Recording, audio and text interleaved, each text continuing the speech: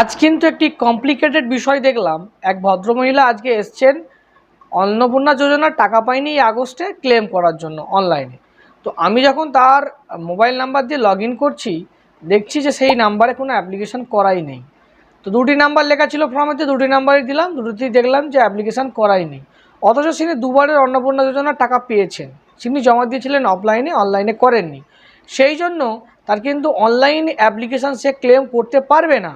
এবং একটা আশ্চর্যের বিষয় যে এই তো পোর্টাল, ওখান থেকে কিন্তু অফিস লগ ইন আর বেনিফিশিয়ারি লগ ইন আছে। তো সেখানে যদি অফিস এন্ট্রি করেই থাকে তাহলে কেন শো করছে না? এটা একটি বিষয়, আমাদের প্রশ্ন রইল। আপনারা যারা এই প্রশ্নের উত্তর জানেন অবশ্যই কমেন্ট বক্সে জানাবেন।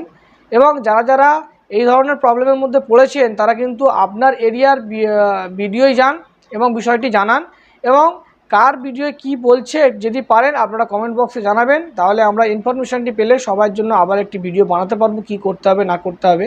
তো ভিডিওটি ভালো লাগলে অবশ্যই লাইক দেবেন এবং ভিডিওটি ভালো লাগলে অবশ্যই সবার সঙ্গে শেয়ার করে দিও।